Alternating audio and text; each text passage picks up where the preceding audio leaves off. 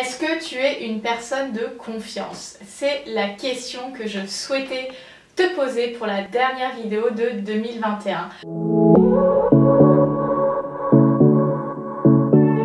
Bonjour à toutes et à tous, ici Sarah Zerbib, psychologue et plaisirologue. Je suis ravie de te retrouver pour cette vidéo, l'ultime vidéo de l'année. J'ai un peu du mal moi à croire que ça fait un peu plus d'un an que j'ai repris YouTube. Merci à toutes les personnes qui se sont abonnées. On se rapproche des 1000 abonnés, si ce n'est peut-être déjà fait, je ne sais pas, on verra, puisque j'enregistre cette vidéo un petit peu en amont des fêtes de fin d'année pour pouvoir me reposer un petit peu pour revenir en forme pour 2022. Et je voulais vraiment te poser cette question. Es-tu une personne de confiance?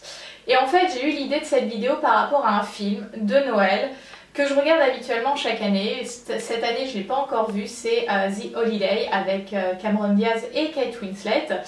Voilà, il y a une scène d'intimité avec Jude Law et Cameron Diaz qui me dérange un peu par rapport à mes convictions et mes valeurs féministes.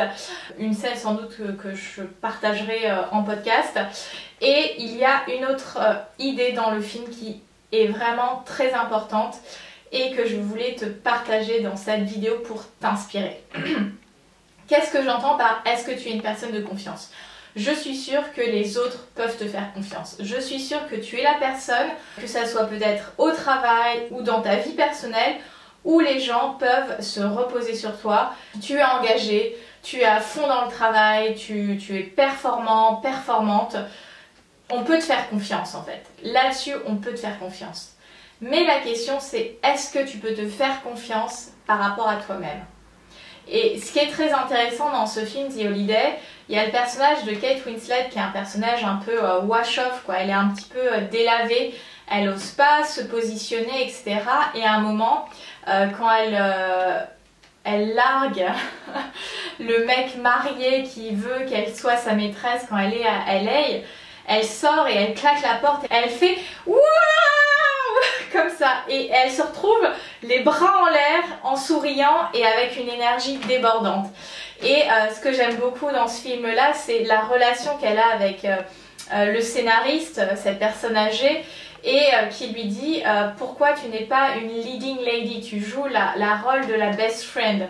Leading lady, c'est la femme héroïne, c'est celle qui joue le premier rôle. Et la best friend, c'est la meilleure amie qu'on...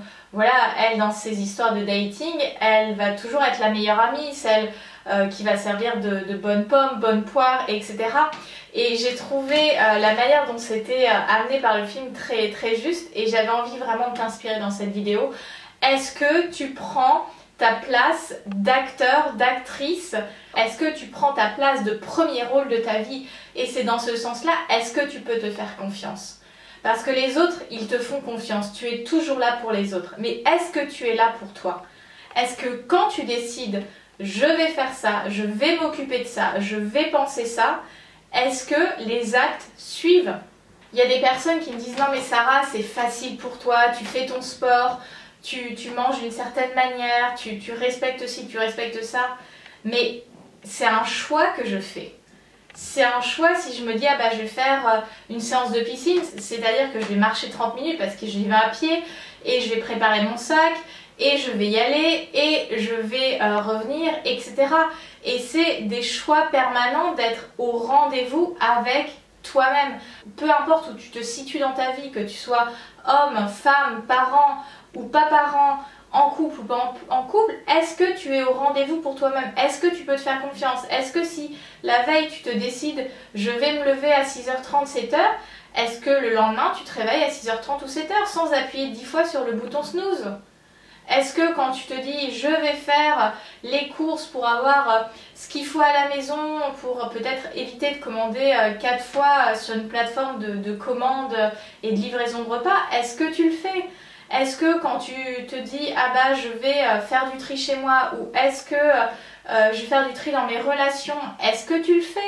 Est-ce que les paroles que tu t'énonces à toi-même sont suivies par des actes? Parce que si tu ne prends pas le premier rôle de ta vie, tu seras spectateur de ta vie et il ne va rien se passer dans ta vie. Si tu veux que ta vie bouge, c'est à toi de passer à l'action. Pourquoi on aime tous ces films avec des héros, des anti-héros, etc. C'est parce qu'à un moment, ils décident de passer à l'action. Ils décident de passer à l'action. Ils réalisent que ça ne repose que sur eux. Et donc, si toi, tu as envie que ta vie change, ça ne repose que sur toi, que sur tes choix, que sur tes décisions et tes actions. Et je dis ça avec beaucoup de douceur. Il y a 3 semaines, avant le challenge fauve, j'avais fait un petit post sur mon mur Facebook pour voir un petit peu les tendances et j'avais dit qu'est-ce qui te permettrait d'être plus en paix maintenant. Et les 3/4 des réponses, c'était sur des causes extérieures. Et en fait, il y a beaucoup de personnes, et moi-même ça a pu m'arriver, et ça peut encore m'arriver, mais je le travaille en permanence, de remettre la responsabilité de ta situation actuelle sur l'extérieur. Et l'extérieur, tu n'as aucune action, marge de manœuvre sur l'extérieur. Que ça soit la pandémie, que ça soit le comportement des autres, que ça soit la crise financière, que ce soit etc. Ça, là-dessus, tu n'as pas d'action directe. Les actions directes que tu peux avoir, c'est par rapport à toi-même. L'histoire du Covid, tu ne peux rien y faire. La seule marge de manœuvre, c'est toi, comment tu te comportes par rapport à ça. Sachant en plus, si tu es branché un peu sur les médias et les réseaux sociaux, il y a une volonté de diviser. De dire, ah ben il y en a qui font ça, il y en a qui font ça. On est dans une division. Et ça vient créer de la tension. Alors qu'on n'a pas besoin de ça. Enfin, en tout cas, moi, je n'ai pas besoin de ça. Donc, je me préserve et je regarde jamais maintenant les infos, etc. Et je me préserve de tout ce qui est dit sur la toile. Et c'est vraiment cette question, à quel moment tu vas prendre le premier rôle de ta vie? À quel moment tu vas décider, je suis le premier rôle et c'est moi qui vais donner le ton? Parce qu'il n'y a personne d'autre que toi qui pourra vivre ta vie. Donc soit tu vas la vivre en étant le premier rôle, soit tu vas la vivre en étant spectateur ou spectatrice. Et c'est vraiment le message que je souhaite inspirer en fin d'année. Parce qu'on va se dire, oui, les résolutions, mais les résolutions, il n'y a pas besoin du 1er janvier ou du 1er septembre pour se les lancer. C'est à quel moment je décide et je m'engage avec moi-même d'incarner le premier rôle de ma vie. Et j'aime un peu cette idée de se dire, ma vie est un film, et encore mieux qu'un film, parce que je suis en train de la vivre, je suis en train de l'écrire, je suis en train d'écrire le scénario. Et finalement, imaginez qu'il y a des gens presque qui te regardent jouer ta vie et qui attendent de l'action, qui attendent de l'engagement, qui attendent voilà, les émotions. Et pas juste de se dire, ah bah oui, bah le héros avait dit qu'il se lèverait à 7h et finalement il se lève jamais à 7h. Et du coup tu amènes de la déception envers le public. Mais en fait, quand toi tu n'honores pas tes décisions par des actions, ben en fait tu te crées de la déception, tu te crées un manque de confiance parce que tu n'as pas été au rendez-vous avec toi-même. Les paroles n'ont pas été suivies d'actes. Et qu'est-ce qui crée de la confiance, que ce soit en les autres ou en toi? C'est une cohérence, une congruence entre la parole et les actions. Il n'y a pas de secret en fait. Donc si ce point-là, il est challengeant pour toi, si tu as envie de le transformer, moi j'ai envie de t'inviter à faire ton premier passage à l'action et de me contacter tout simplement. Il y a un lien pour réserver un appel découvert pour découvrir le concept âme fauve, pour découvrir la méthode fauve, pour libérer ta version fauve, c'est-à-dire cette version qui sort de ces cages émotionnelles, mentales, corporelles, afin que tu puisses t'incarner en tant que premier rôle de ta vie. Parce que tu n'as qu'une vie. On n'a chacun et chacune qu'une seule vie. Et c'est précieux. Et chaque jour est une page de ce scénario que tu peux écrire. On n'en aura pas de manière illimitée. On ne pourra pas mettre replay sur notre Netflix. Une fois que notre vie est consumée, elle est consumée. Alors c'est un petit peu lourd là ce que je te dis, mais c'est vraiment prendre la conscience. Et j'avais fait aussi un épisode du podcast là-dessus, si tu veux je te le mettrai en box de description. La seule chose dont tu n'auras pas plus, c'est du temps. Le temps est ultra précieux. Et on est souvent éparpillé à faire plein de trucs qui ne viennent pas réellement nous nourrir et qui ne viennent pas réellement nourrir cette vie qu'on a envie de vivre en fait. Cette personne qu'on sait être et qu'on veut être intérieurement, mais elle ne s'exprime pas.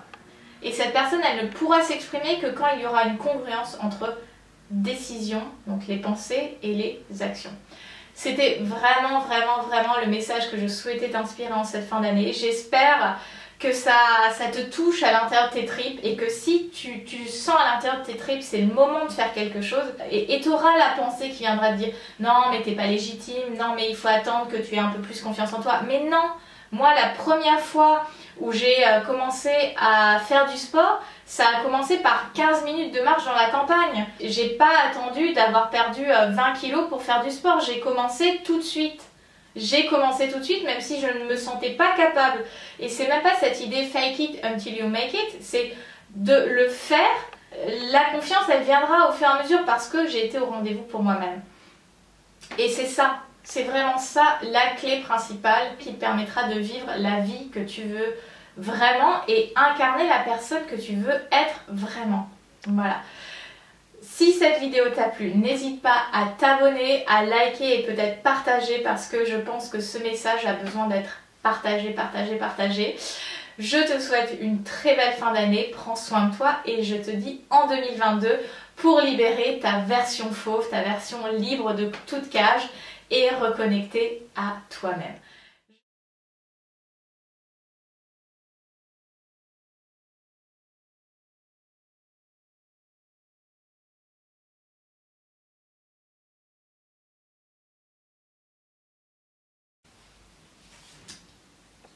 À très bientôt.